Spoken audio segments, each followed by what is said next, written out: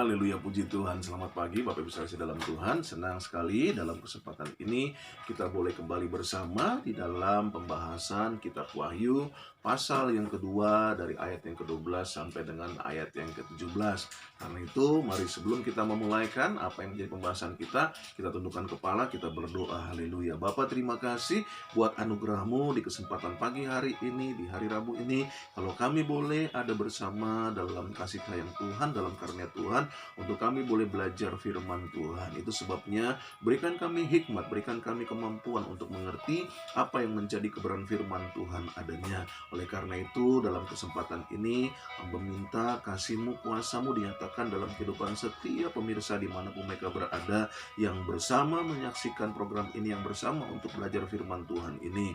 Yang sakit Tuhan sembuhkan, yang susah Tuhan hiburkan, yang terikat Tuhan lepaskan, yang tidak mengerti menjadi mengerti. Itu sebabnya dalam kesempatan ini Tuhan urapi, Tuhan berkati hamba-Mu yang terbatas ini. Kami siap belajar firman Tuhan dalam nama Tuhan Yesus. Haleluya. Amin. Baik, puji Tuhan Bapak Ibu Saudara. Saat ini kita sudah masuk kepada pasal yang kedua dalam kitab Wahyu pada ayat yang ke-12 sampai dengan ayat yang ke-17. Di mana dikatakan, mari ya, kalau tidak keberatan Bapak Ibu Saudara bisa membuka Alkitab Bapak Ibu Saudara dan juga bisa untuk membawa catatannya ya. Kita akan sama-sama belajar di dalam kesempatan ini. Haleluya. Dalam pasal yang kedua pada ayat yang ke-12 sampai dengan ayat yang ke-17 dikatakan, dan tuliskanlah kepada malaikat jemaat di Pergamus, inilah firman Dia yang memakai pedang yang tajam dan bermata dua. Aku tahu di mana engkau diam, yaitu di sana, di tempat tahta iblis, dan engkau berpegang kepada namaku, dan engkau tidak menyangkal imanmu kepadaku, juga tidak pada zaman Antipas saksiku yang setia kepadaku, yang dibunuh di hadapan kamu, di mana iblis diam. Tetapi aku mempunyai beberapa keberatan terhadap engkau. Di antaramu ada beberapa orang yang menganut ajaran Bileam, yang memberi nasihat kepada Balak untuk menyesatkan orang Israel, supaya mereka makan persembahan berhala dan berbuat zina. Demikian juga ada padamu orang-orang yang berpegang kepada ajaran pengikut Nikolaus. Sebab itu bertobatlah. Jika tidak demikian, aku akan segera datang kepadamu, dan aku akan memerangi mereka dengan pedang yang di mulutku ini. Siapa bertelinga, hendaklah ia mendengarkan apa yang dikatakan Roh kepada jemaat-jemaat. Barang siapa menang, kepadanya akan kuberikan dari mana yang tersembunyi, dan aku akan mengaruniakan kepadanya batu putih yang di atasnya tertulis nama baru, yang tidak diketahui oleh siapapun selain oleh yang menerimanya. Puji Tuhan ya. Dan saat ini kita akan melihat apa sih yang menjadi latar belakang daripada Pergamus ya, Bapak Ibu saudara dalam Tuhan. Kalau kita merujuk kepada apa yang menjadi ayat bacaan kita pada kesempatan pagi hari ini ya, di mana kita sudah masuk ke pasal yang kedua, dan tentunya di dalam kesempatan ini kita mau melihat ya apa yang menjadi latar belakang kota Pergamus. Karena kita tahu beberapa hari sebelumnya kita sudah belajar tentang yang namanya kota Efesus, lalu juga kota Smyrna. Nah, sekarang kita masuk kepada kota Pergamus. Kota Pergamus itu adalah kota besar. Sedikit latar belakang tentang Pergamus ya Bapak Ibu Saudara, ya, adalah kota besar dan kaya di Asia Kecil itu sejak tahun 282 sebelum Masehi.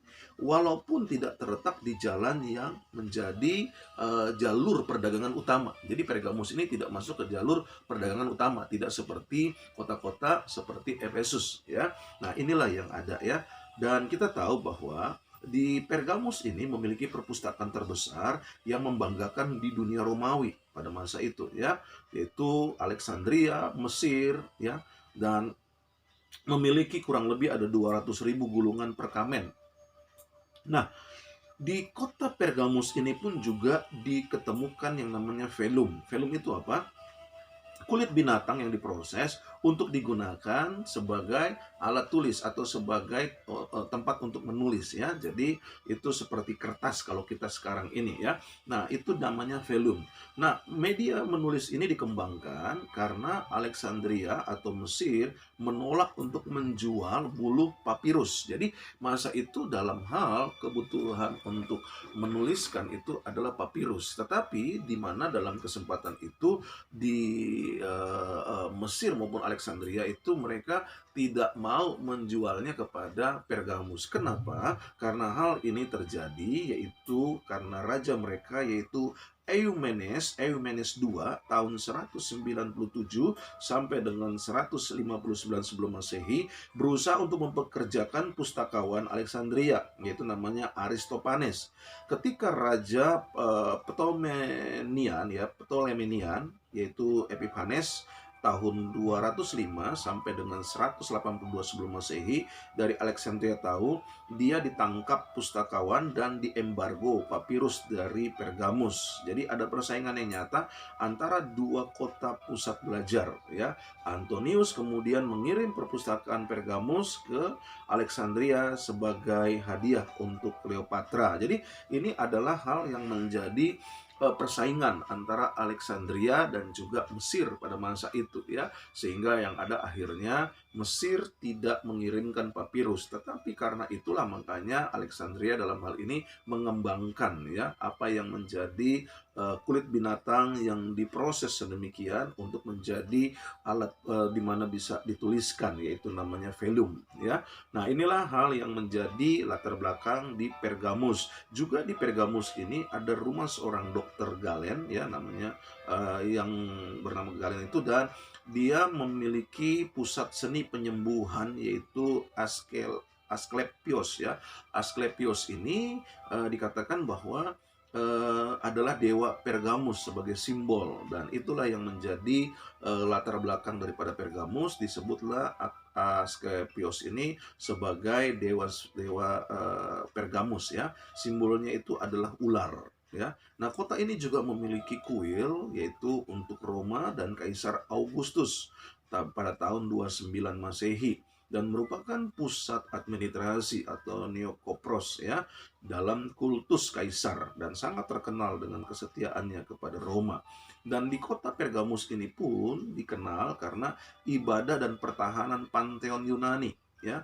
Ada kuil besar untuk Zeus di Akropolis ya, yang menghadap ke seluruh kota dan berbentuk sebuah tahta yaitu tahta setan. Nah, itulah yang menjadi latar belakang daripada kota Pergamus ya. Sedikit banyak Bapak Ibu Saudara kira-kira punya pemahaman ataupun juga punya gambaran tentang kota Pergamus di masa itu. Itu sebabnya Tuhan Yesus melalui Rasul Yohanes di Patmos memberikan kitab Wahyu ini kepada jemaat-jemaat di Pergamus yang keadaannya, yang situasinya seperti itu kira-kira. Lalu selanjutnya dikatakan inilah firman Dia.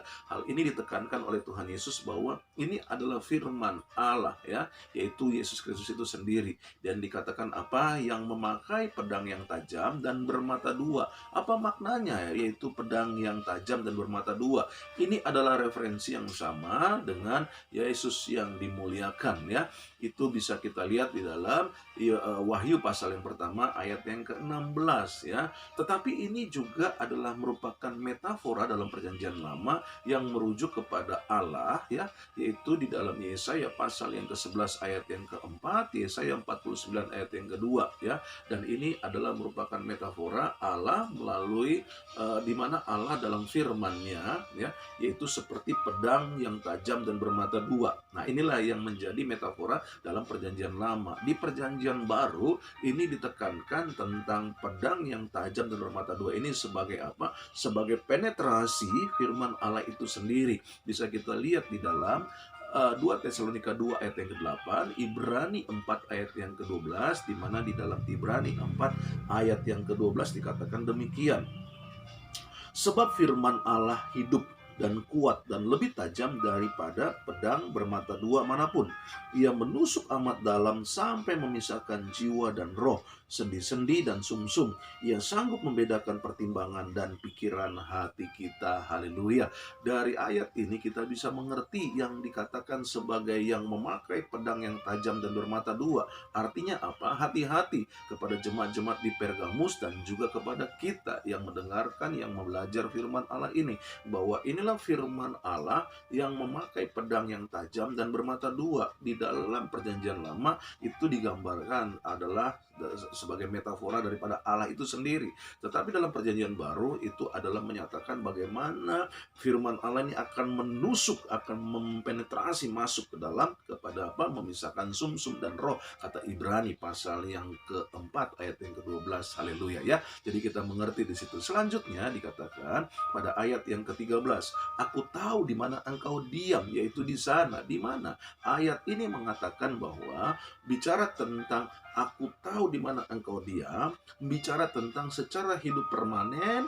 Allah tahu, Yesus tahu kamu ada di mana, yaitu ada di dalam situasi tekanan atas pemerintah lokal pada saat itu, tekanan atas apa yang terjadi dalam kehidupan orang-orang percaya di Pergamus saat itu. Itu sebabnya dia berkata bahwa aku tahu di mana engkau diam, ya, di tempat yang memang engkau rasanya sepertinya sulit untuk beribadah secara baik kepada Tuhan Yesus. Namun di mana dikatakan jelas hal ini adalah untuk mengingatkan kepada setiap jemaat-jemaat di Pergamus bahwa Yesus tahu, Allah tahu apa yang terjadi dalam kehidupanmu. Aku tahu di mana engkau diam. Hal ini pun juga mengingatkan kepada kita yang saat ini sedang belajar akan perjanjian baru ini, yaitu dalam kitab Wahyu ini, bahwa Tuhan tahu kok di mana kita diam. Jangan sampai kita berkata bahwa ya keadaannya begitu berat dalam apa yang saya alami. Waduh, situasinya begitu sulit, apa yang saya butuhkan. Saya mau katakan Tuhan tahu apa yang ada dalam kehidupanmu. Tuhan tahu apa yang menjadi situasi kondisimu. Dikatakan apa? Di tempat tahta iblis. Nah, di mana Tuhan Yesus melalui Rasul Yohanes mengingatkan, aku tahu di mana engkau diam, yaitu di tempat tahta iblis. Artinya apa? Jangan engkau menjadikan ini sebagai alasan untuk tidak sungguh-sungguh di dalam mengikuti Tuhan. Jangan engkau menjadikan ini sebagai alasan untuk engkau tidak sungguh-sungguh mengasihi Tuhan, ya. Nah, hal yang sama pun diingatkan kepada kita supaya jangan sampai alasan-alasan apapun kita nyatakan kepada Tuhan sehingga kita mengurangi cinta dan kasih kita kepada Tuhan Yesus, ya. Nah, apa yang dimaksud dengan di tempat tahta iblis? Ada beberapa kemungkinan interpretasi, ya, berkaitan dengan tahta iblis ini sendiri. Yang pertama, merujuk kepada tahta besar dari Zeus yang terletak di Pergamus, ya. Tadi kita sudah belajar sedikit tentang apa yang menjadi gambaran di kota Pergamus, yaitu adanya dibuat tahta dari Zeus, ya, dan itu terletak di Pergamus, dan itu yang disebut sebagai tahta iblis. Yang kedua, interpretasi lain berkata tentang apa sih yang disebut dengan tahta iblis, yaitu merujuk kepada dewa penyembuhan Asklepios, ya. Itu simbolnya adalah ular, ya. Lalu selanjutnya interpretasi berikutnya bahwa adalah merupakan bentuk di mana seluruh kota ini tampak seperti singgasana raksasa, ya. Karena apa? Karena Akropolis yang berdiri ratusan meter di atas kota itu sendiri. Jadi ini adalah interpretasi berkaitan dengan tahta iblis itu sendiri. Yang keempat, interpretasi lainnya adalah di mana ada referensi ke konsilia, ya. Konsilia itu adalah organisasi lokal untuk mempromosikan di mana harus menyembah kepada kaisar yang sangat kuat di Pergamus. Nah, inilah yang menjadi interpretasi, yaitu tentang di tempat tahta iblis itu sendiri. Apa maknanya di tempat tahta iblis? Jadi yang pertama adalah interpretasi yang pertama itu merupakan merujuk kepada tahta besar dari Zeus yang terletak di Pergamus. Yang kedua itu adalah merujuk kepada dewa penyembuhan, ya, Asklepios, ya, yang simbolnya adalah ular. Interpretasi ketiga itu adalah singgasana raksasa yang karena Akropolis berdiri di atas kota itu sendiri, ya. Tinggi sekali itu tentunya, ya, singgasana raksasa itu, ya. Lalu berikutnya yang keempat itu adalah karena adanya konsilia, organisasi lokal untuk mempromosikan, untuk menyembah kaisar yang sangat kuat di Pergamus.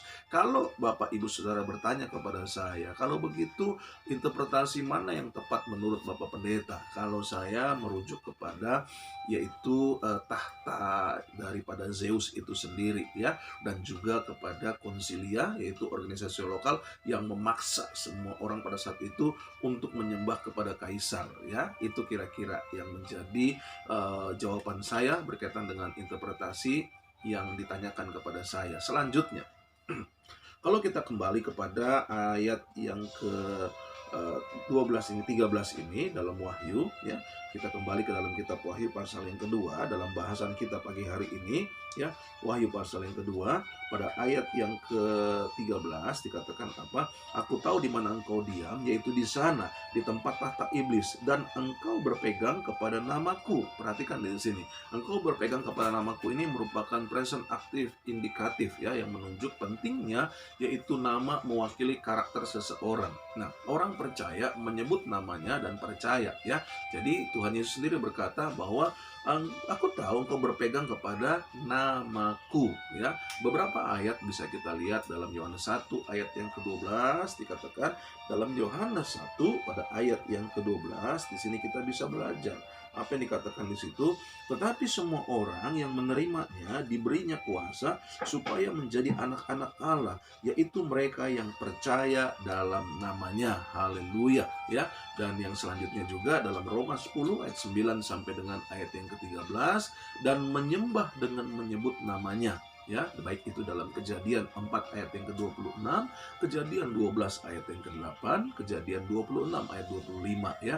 Ini adalah referensi ayat-ayat yang ada berkaitan dengan bicara tentang berpegang kepada namanya, ya, dan yang bertekun dengan menyebut namanya. Yohanes pasal yang ke-17 di sini dikatakan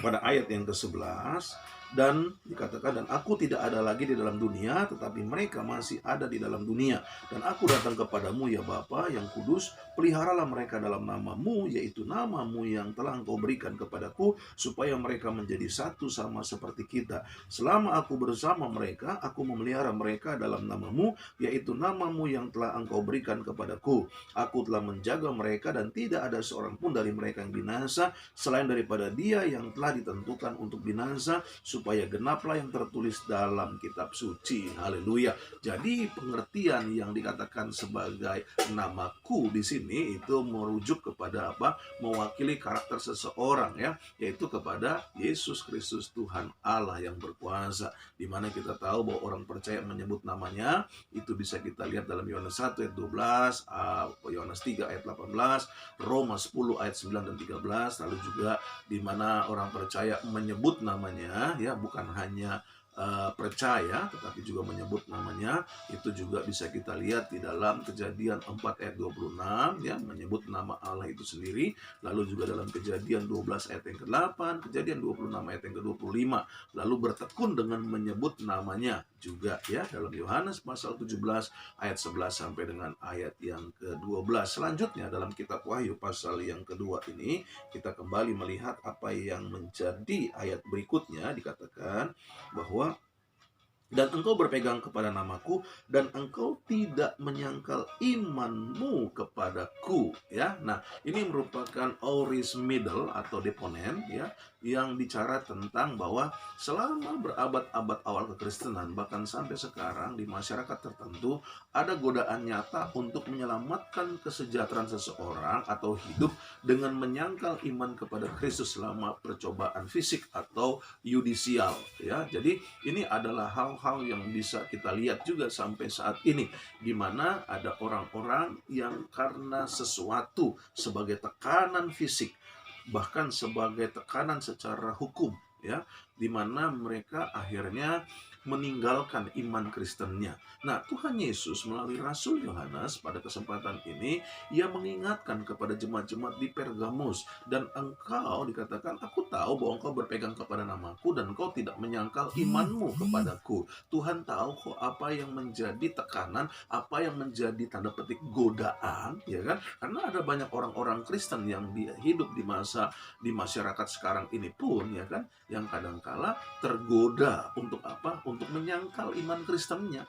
Nah, itu sebabnya dalam kesempatan belajar ini, Bapak Ibu Saudara, mari kita mulai belajar melihat, ya, bahwa situasi kondisi yang dialami oleh jemaat-jemaat di Pergamus pada saat itu juga Tuhan tahu, Tuhan mengerti, apalagi dalam kehidupan kita di masa sekarang ini. Tentunya Tuhan dalam kasih sayangnya akan selalu menyertai kita, namun jangan sampai kita menyangkal iman kita, karena Dia adalah Bapa yang baik, Dia adalah Bapa yang tentu mengasihi dalam kehidupan kita yang ada. Itu sebabnya dikatakan bahwa dan engkau tidak menyangkal imanmu kepadaku, ya.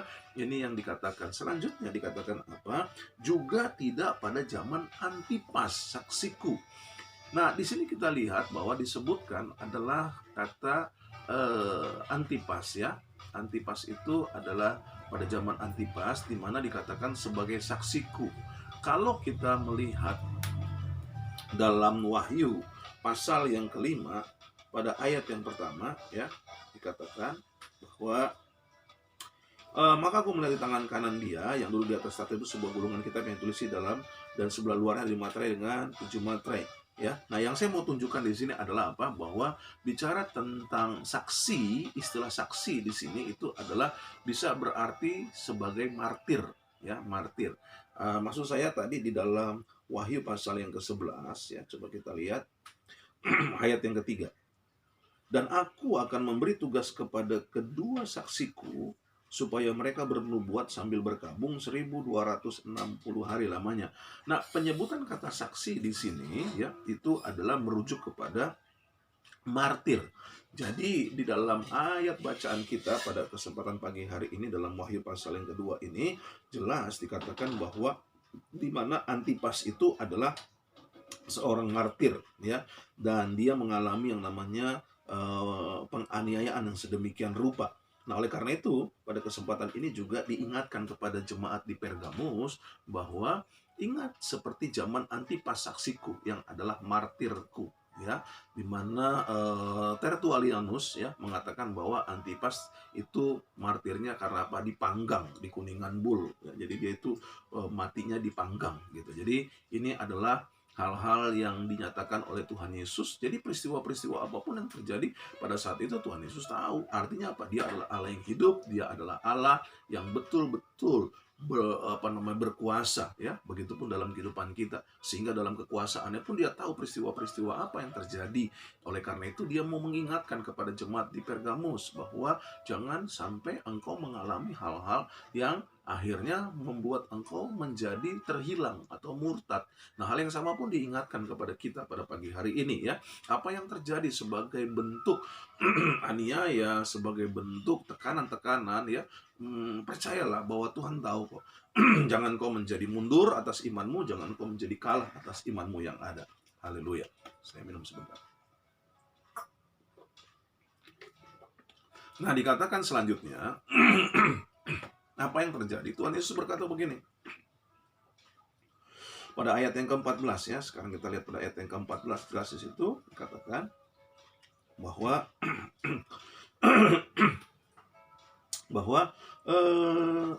ayat 13 maksud saya. Yang setia kepadaku yang dibunuh di hadapan kamu di mana iblis diam, ya. Di mana iblis diam ini juga adalah merujuk kepada apa yang ada di tempat itu, ya, takhta itu dikatakan seperti itu. Nah, ayat 14, tetapi aku mempunyai beberapa keberatan terhadap engkau. Tetapi di sini Yesus bilang apa? Aku mempunyai beberapa keberatan terhadap engkau, hai jemaat-jemaat di Pergamus. Dia mempunyai pernyataan negatif bagi 6 dari 7 jemaat, ya. Hidup benar di beberapa daerah itu artinya apa? Bukan alasan untuk dosa orang lain. Tetapi itu yang saya mau katakan. Dalam ayat ini kita belajar. Tetapi Yesus berkata, aku mempunyai beberapa keberatan terhadap engkau. Apa keberatannya? Yang pertama kita lihat, ya, di mana dalam ayat 14 ini, yaitu di antaramu ada beberapa orang yang menganut ajaran Bileam.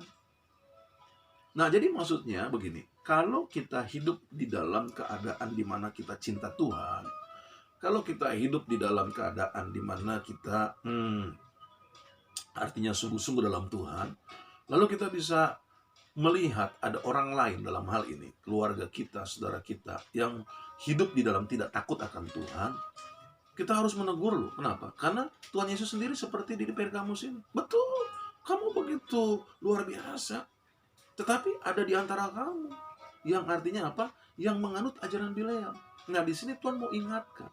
Artinya mari kita peduli kepada keluarga kita. Kita peduli kepada orang-orang yang mungkin adalah keluarga-keluarga kita yang setalian darah, ataupun juga keluarga-keluarga kita yang terdekat, atau siapalah yang kita sebut sebagai saudara kita di dalam iman Kristen kita. Ya, untuk apa? Menegur, mengingatkan. Makanya Tuhan Yesus bilang apa? Bahwa Aku punya keberatan terhadap engkau, walaupun engkau sedemikian rupa dalam hidup takut akan aku, kata Tuhan, ya, dalam kebenaran-kebenaran. Namun ada di antara beberapa orang menganut ajaran Bileam. Bileam ini adalah nabi Allah yang sejati, bisa kita lihat di dalam Bilangan pasal yang ke-24 ayat yang kedua. Apa yang dikatakan di sini? Dalam Bilangan pasal yang ke-24 ayat yang kedua, apa yang bisa kita lihat di sini?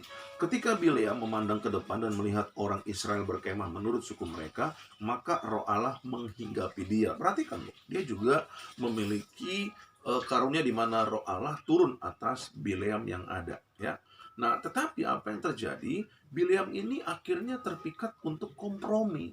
Kompromi dalam hal apa? Membantu orang-orang Israel, ya, di mana mereka akhirnya melakukan hal yang dibenci oleh Allah, yaitu apa? Melakukan perzinahan secara roh, ya, menyembah kepada berhala-berhala. Nah, itu bisa kita lihat dalam Bilangan pasal yang ke-22 sampai pasal 25, ya. Dan kita bisa lihat dalam Bilangan pasal yang ke-31 pada ayat yang ke-6 dikatakan apa? Ya, 16 maksud saya. Bukankah perempuan-perempuan ini atas nasihat Bileam menjadi sebabnya orang Israel berubah setia terhadap Tuhan dalam hal peor, sehingga tulah turun ke antara umat Tuhan. Nah, ini yang terjadi.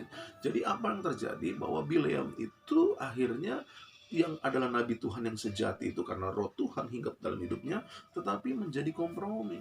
Kompromi karena uang, kompromi karena seksual, kompromi karena jabatan, dan inilah yang terjadi, ya. Maka dia dikutuk, ya, baik dalam perjanjian lama maupun dalam perjanjian baru. Perjanjian lama itu Bilangan 31 ayat yang ke-16 maupun juga di dalam 2 Petrus pasal yang kedua, 2 Petrus pasal yang kedua, kita bisa lihat di sini ayat yang ke-15. Apa yang dikatakan di situ? 2 Petrus 2 ayat yang ke-15. Oleh karena mereka telah meninggalkan jalan yang benar, maka tersesatlah mereka, lalu mengikuti jalan Bileam, anak Beor, yang suka menerima upah untuk perbuatan-perbuatan jahat. Jadi kita bisa lihat bahwa Bileam ini menjadi kompromi. Karena apa? Karena kerakusannya akan upah, kerakusannya akan uang. Ayolah, dalam situasi kondisi yang kita alami seperti ini, Bapak Ibu saudara dalam Tuhan, ya, mari kita mulai belajar di dalam hidup takut akan Tuhan. Artinya, janganlah kita yang sudah sedemikian jauh ikut Tuhan, lalu akhirnya kita sama seperti Bileam, ya, di mana kita cinta Tuhan, dekat dengan Tuhan, dalam hal kita berdoa dan mengasihi Tuhan, akhirnya kita jatuh dalam apa? Terikat dengan ikatan hutang piutang. Kita lalu juga melakukan hal-hal yang tujuannya adalah uang. Nah, ini bahaya sekali. Kalau itu yang terjadi, kita maka akan dimurkai oleh Allah, ya. Dan apa yang terjadi bahwa dalam keberadaan ini jemaat-jemaat di Pergamus dikatakan ada di antara kamu yang kompromi, yang menganut ajaran Bileam karena uang, karena upah, karena seks, dan juga karena jabatan yang lain. Akhirnya apa? Menjadi meninggalkan Tuhan, ya. Betul, dia betul masih menyembah Tuhan, tetapi pada hakikatnya hatinya jauh dari Tuhan, ya. Dan ini adalah merupakan praktek-praktek amoral yang terjadi di Pergamus dalam kehidupan jemaat-jemaat Tuhan pada masa itu, ya. Lalu selanjutnya dikatakan kembali dalam kitab Wahyu pasal yang kedua ini, di mana dikatakan bahwa yang memberi nasihat kepada Balak untuk menyesatkan orang Israel supaya mereka makan persembahan berhala dan berbuat zina, ya. Jadi jelas, ya, di mana ini juga bisa kita lihat bahwa ajaran Bileam ini yang menjadikan praktek-praktek amoral. Dalam ayat yang ke-20 dalam Wahyu pasal yang kedua pun bisa kita lihat, tetapi aku mencela engkau karena engkau membiarkan wanita Izebel yang menyebut dirinya nabiah mengajar dan menyesatkan hamba-hambaku supaya berbuat zina dan makan persembahan-persembahan berhala. Ini juga teguran kepada jemaat di Tiatira. Itu akan kita bahas esok hari, ya. Tapi hari ini kita sedang membahas tentang jemaat-jemaat di Pergamus. Kita masuk kepada ayat selanjutnya, ya. Dikatakan bahwa di mana yang memberi nasihat kepada Balak untuk menyesatkan orang Israel supaya mereka makan persembahan berhala dan berbuat zina, ya. Jadi kedua dosa tersebut melibatkan praktek penyembahan berhala, baik Bilangan 25 ayat 1 sampai 3 maupun juga dalam Bilangan pasal 31 ayat yang ke-16, ya. Jelaslah di sini bahwa hal-hal ini yang terjadi, dan apa yang juga bisa kita lihat dalam 1 Korintus pasal yang ke-8, di mana ada yang namanya makanan yang dikorbankan untuk berhala, ya. Ini adalah perbuatan imoralitas seksual, ya, dalam praktek ibadah yang normal, di mana mereka mengadakan hubungan seks dengan binatang-binatang pada masa itu. Dalam hal ini adalah sapi-sapi atau binatang yang akan dikorbankan. Nah, aktivitas seksual manusia inilah yang menjadi alat di mana akhirnya apa? Terjadilah masalah dengan kehidupan manusia itu sendiri, ya. Kenapa? Karena mereka tidak mampu mengontrol, sehingga mereka akhirnya melakukan imoralitas seksual, ya, melakukan kegiatan seks yang najis, ya. Itulah yang terjadi. Selanjutnya dalam ayat yang ke-15, demikian juga ada padamu, dikatakan, orang-orang yang berpegang kepada ajaran pengikut Nikolaus. Nah, ini juga bisa kita lihat bahwa karena kesamaan ajaran, yaitu Bileam dan Nikolaus, ya, baik dalam Wahyu pasal 2 ayat yang ke-6 dan juga dalam Wahyu pasal 2 ayat yang ke-20, ya, baik jemaat Efesus maupun jemaat Tiatira, ya, itu sama modelnya, yaitu apa? Masalah perzinahan dan juga masalah kepada penyembahan berhala, bahkan juga masalah kepada kompromi dengan upah, ya, dengan uang, dan juga dengan budaya-budaya penyembahan berhala lainnya. Puji Tuhan. Baik, ya, jadi ini adalah penjelasan yang ada. Dan selanjutnya dalam ayat yang ke-16, sebab itu bertobatlah, jika tidak demikian aku akan datang segera kepadamu dan aku akan memerangi mereka dengan pedang yang di mulutku, ya. Ini juga adalah merupakan bentuk aorist aktif imperatif, ya. Jadi ini ada penekanan yang sedang berlangsung tentang pertobatan, ya, di mana kita bisa melihat juga di dalam Wahyu 2 ayat 5, ayat 16 dan juga dalam ayat 22, ya. Lalu juga di dalam Wahyu 3 ayat 3 dan 19. Nah, kedatangan kembali ini bisa berarti penghakiman sementara terhadap jemaat atau kedatangan Kristus yang kedua kali untuk menghakimi dunia. Jadi ini adalah bicara tentang hal tersebut, yaitu apa?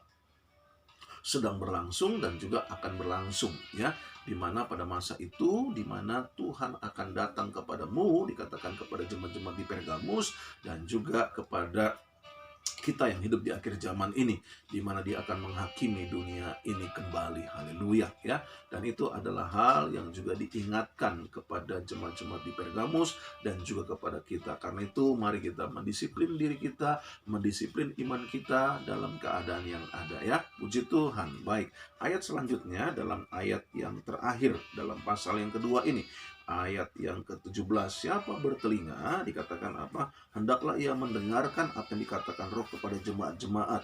Barang siapa menang, kepadanya akan kuberikan dari mana yang tersembunyi, ya. Ada mana yang tersembunyi. Ini adalah penyediaan supranatural, ya. Mana, ya. Jadi ada mana. Apa sih mana? Nah, artinya mana, ya. Mana itu adalah apa namanya? Roti surga. Salah. Bukan salah, maksud saya. Mana itu, kalau tanya, mana itu adalah roti surga. Mana itu adalah penyebutan bangsa Israel pada waktu mereka ada di dalam perjalanan, ya, keluar dari Mesir menuju tanah perjanjian. Maka ketika itu mereka bersungut-sungut untuk meminta roti dan sebagainya. Lalu Allah memberikan itu kepada bangsa Israel di padang belantara. Dan apa yang terjadi? Maka pada waktu itu turunlah, ya, yang dikatakan putih-putih itu, ya, seperti ketumbar adanya. Terus pagi-pagi, ya, seperti itu, dan mereka harus mengambilnya. Apa yang terjadi? Maka orang-orang Israel pada waktu itu berkata, mana? Mana itu artinya what is this? Apa ini? Ya kan gitu. Jadi itu yang namanya mana. Artinya apa? Yaitu apa ini atau what is this ya. Jadi seperti itu. Nah, mana yang tersembunyi yang digambarkan itu adalah seperti ketumbar yang kecil-kecil putih itu yang dikumpulkan oleh bangsa Israel. Itu adalah penyediaan supranatural Tuhan bagi anak-anak Israel selama mereka ada dalam pengembaraan di padang gurun ya. Itu bisa kita lihat dalam Keluaran pasal yang ke-16 ya, pada ayat yang ke-14 sampai dengan ayat 15, lalu juga dalam Keluaran pasal 31. Juga kita bisa melihat dalam Mazmur 78 ayat 17 sampai ayat 33 ya. Kita bisa melihat di situ. Jadi ada beberapa hal yang ditafsirkan mengenai frasa samar ini ya. Kalau dikatakan kepadanya akan kuberikan dari mana yang tersembunyi ya. Apa maksudnya? Jadi di sini kita bisa melihat ya bahwa kalau kita merujuk kepada hal ini, yang pertama ini adalah mengacu kepada tabut perjanjian yang dibawa keluar dari persembunyiannya oleh Yeremia dari Gunung Nebo ya. Ini adalah yang pertama. Lalu juga di dalamnya ada tentang guci yang berisi mana. Keluaran 16 ayat 32 sampai dengan ayat 34. Lalu juga Ibrani 9 dalam ayat yang keempat. Kita lihat dulu ya. Dalam Ibrani pasal yang ke-9 pada ayat yang keempat, apa yang dikatakan di situ? Dalam Ibrani pasal yang ke-9 pada ayat yang keempat dikatakan di situ terdapat mesbah pembakaran ukupan dan dari emas dan tabut perjanjian yang seluruhnya disalut dengan emas. Di dalam tabut perjanjian itu tersimpan buli-buli emas berisi mana, tongkat Harun yang pernah bertunas, dan lolo batu yang bertuliskan perjanjian. Jadi jelas ya bahwa apa sih yang menjadi penafsiran yang dikatakan tentang akan kuberikan dari mana yang tersembunyi ya. Ini merujuk kepada yang pertama adalah tentang tabut perjanjian yang di dalamnya itu ada guci berisi mana ya. Yang kedua ini juga mengacu pada makanan kebenaran ya pada masa yang baru ya. Ini adalah hal-hal yang menjadi penafsiran yang ada tentang mana itu sendiri. Baik, jadi jelas di sini dikatakan bahwa kita akan diberi jemaat-jemaat di Pergamus itu akan mengalami hal tersebut. Ketika mereka menang, mereka akan diberikan mana yang tersembunyi. Bahkan dikatakan apa? Dan aku akan mengaruniakan kepadanya batu putih. Nah, batu putih ini disebut sebagai tesera ya. Tesera itu memiliki banyak kegunaan. Digunakan untuk misalnya tiket ke pesta khusus di masa perjanjian lama atau di masa zaman timur kuno masa itu ya. Jadi seperti itu. Juga batu putih ini yang disebut sebagai tesera ini digunakan oleh juri untuk memilih pembebasan ya. Jadi orang-orang dibebaskan itu akan diberikan batu putih ini ya sebagai bentuk mereka dibebaskan. Lalu juga dikatakan bahwa batu putih yang disebut sebagai tesera ini sebagai simbol kemenangan bagi seorang atlet pada masa timur kuno itu. Ya, jadi pada masa itu orang kalau mengalami kemenangan dalam sebuah pertandingan maka akan diberikan yaitu batu putih yang disebut sebagai tesera ya. Dan juga ini digunakan untuk menunjukkan kepada kebebasan seorang budak. Jadi budak itu kalau dia memiliki batu itu, ini akan menjadikan dia itu artinya pernyataan bahwa dia itu bebas. Kenapa? Karena dia memiliki batu tesera ini ya, batu putih itu. Nah, inilah kira-kira. Makanya ini kalau kita merujuk kepada apa yang menjadi beberapa penafsiran yang ada dikatakan aku akan mengaruniakan kepadanya batu putih dari beberapa interpretasi yang ada ini. Maka kalau boleh saya menunjuk kalau kembali Bapak Ibu Saudara bertanya, berarti yang benar yang mana? Ini kan dikatakan tadi saya katakan itu seperti tiket ke pesta khusus ya. Yang kedua adalah kegunaannya ya pada masa timur kuno ya. Itu adalah seperti tiket untuk VIP lah, ya kan, VVIP lah, atau ya seperti itu kira-kira ya. Lalu juga untuk memilih pembebasan, juri memberikan itu batu untuk memilih pembebasan, lalu juga sebagai kemenangan seorang atlet, lalu juga kebebasan seorang budak. Nah, kira-kira seperti itu. Nah, kalau ditanya berarti aku akan mengerahkan kepadanya batu putih ini merujuk kepada hal apa? Yang saya katakan tadi, ada tiket VVIP. Wah, ya, masuk kepada apa? Perjamuan mesianik. Ya, perjamuan mesianik ini adalah perjamuan anak domba Allah. Wah, ini luar biasa. Jadi, ini adalah hal yang perlu untuk kita pahami, di mana janji kepada jemaat-jemaat di Pergamus, kalau engkau menang, engkau akan diberikan batu putih, bukan cuma mana yang tersembunyi, tetapi engkau juga akan diberikan batu putih yang disebut sebagai tesera, ya, dan itu adalah merupakan tiket untuk perjamuan mesianik, ya. Ini di dalam literatur umum apokaliptik ya Yahudi, ya, biasa seperti itu ya, menjadi tema umum. Nah, itulah hal yang menjadi pembahasan kita, dan yang akhirnya yang di atasnya dikatakan apa? Tertulis nama baru yang tidak diketahui oleh siapapun selain oleh yang menerimanya. Ini adalah merupakan nama baru yang merupakan simbol, ya, dari gelar bagi Mesias dalam Keluaran pasal 28 ayat yang ke-36, atau dari Yesaya 56 ayat yang kelima. Kita lihat di sini dalam Keluaran, ya, pasal yang ke-28 ayat yang ke-36. Apa yang bisa kita baca di sini? Pada ayat yang ke-36 dikatakan, juga haruslah engkau membuat patam dari emas murni, dan pada patam itu kau diukirkanlah seperti meterai, kudus bagi Tuhan. Jadi kira-kira seperti itu ya.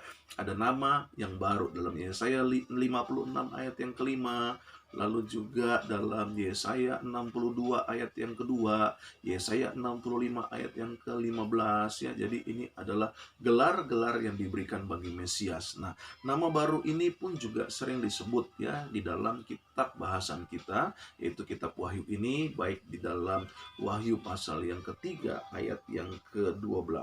Kita lihat di sini Wahyu pasal yang ketiga ayat yang ke-12, apa yang dikatakan di situ? Oke. Barang siapa menang, ia akan kujadikan soko guru dalam bait suci Allahku, dan ia tidak akan keluar lagi dari situ, dan padanya akan kutuliskan nama Allahku, nama kota Allahku, yaitu Yerusalem baru yang turun dari surga dari Allahku, dan namaku yang baru. Haleluya ya. Jadi di sini kita bisa belajar ada sesuatu yang baru sebagai simbol dari New Age ya. Gelar bagi Mesias yang akan didapatkan bagi jemaat-jemaat di Pergamus yang mengalami kemenangan. Dan hal yang sama pun akan kita alami kalau kita menjadi anak-anak Tuhan yang berkemenangan di akhir zaman ini. Inilah yang menjadi bahasan kita dalam kesempatan ini, Bapak Ibu Saudara dalam Tuhan. Biarlah dalam pembahasan ini Bapak Ibu Saudara semakin hari semakin boleh dikuatkan, boleh semakin hari boleh semakin mengerti apa yang menjadi perintah firman Tuhan dalam kehidupan kita semua yang ada. Haleluya. Kita berdoa, kita tundukkan kepala ya. Haleluya. Bapak, terima kasih buat anugerah-Mu di kesempatan pagi hari ini. Kami sudah kembali belajar firman Tuhan dalam kitab Wahyu pasal yang kedua pada ayat yang ke-14 sampai 17, di mana kami belajar tentang jemaat-jemaat di Pergamus yang ada. Kami bersyukur, dan biarlah kiranya kasih anugerah Tuhan dinyatakan dalam kehidupan setiap Bapak Ibu Saudara yang ada, sehingga hari-hari di mana kami ada dalam keadaan social distancing yang ada, kami tetap mengasihi Tuhan, kami tetap mencintai Tuhan, kami tetap belajar akan kebenaran firman Tuhan secara benar. Terima kasih Bapa di surga. Kami berdoa buat bangsa-bangsa di muka bumi ini, Tuhan berkati dalam situasi kondisi virus corona seperti ini. Tuhan tolong bahkan bangsa Indonesia ke dalam tangan Tuhan yang kuat kami serahkan. Berkati bangsa Indonesia, lawat bangsa Indonesia. Berkati juga buat setiap pemimpin bangsa kami, Bapak Presiden, Wakil Presiden, bahkan seluruh pemerintahan jajaran terkait di dalamnya, Bapak Menteri Kesehatan, Bapak Menteri Dalam Negeri, Tuhan kiranya memberkati, berkati para medis, para dokter, bahkan juga Tuhan berkati setiap keluarga-keluarga para medis yang ada, berkati setiap pasien-pasien COVID-19 ini, sembuhkanlah mereka dalam nama Tuhan Yesus, berkati mereka yang sedang dalam karantina pribadi, berkati mereka juga ya Bapa yang sedang dalam kesusahan keuangan, Tuhan cukupkan apa yang menjadi makan dan minum mereka yang ada. Begitupun juga kami berdoa, Tuhan kiranya juga mencukupkan, memberkati buat hal-hal apapun yang menjadi tantangan dalam kehidupan bangsa kami Indonesia yang ada, khususnya mereka yang mengalami pemutusan hubungan kerja. Tuhan kiranya juga tolong memberikan pekerjaan setelah selesainya situasi ini, bahkan yang terbaik yang Tuhan berikan. Terima kasih Bapa, kiranya damai sejahtera dan sukacita daripada Allah menyertai kehidupan setiap Bapak Ibu Saudara yang ada, di dalam nama Tuhan Yesus Kristus. Mulai saat ini sampai Maranatha, Tuhan datang kembali untuk menjemput setiap kita yang percaya, mengasihi, mencintai, bahkan melayaninya. Dalam nama Tuhan Yesus, haleluya, amin, haleluya, puji Tuhan. Bapak Ibu Saudara, sukses selalu buat Bapak Ibu Saudara. Jangan lupa jam 4 sore nanti kita akan kembali bersama belajar tentang akhir zaman dan kitab Daniel. Tuhan Yesus memberkati, amin.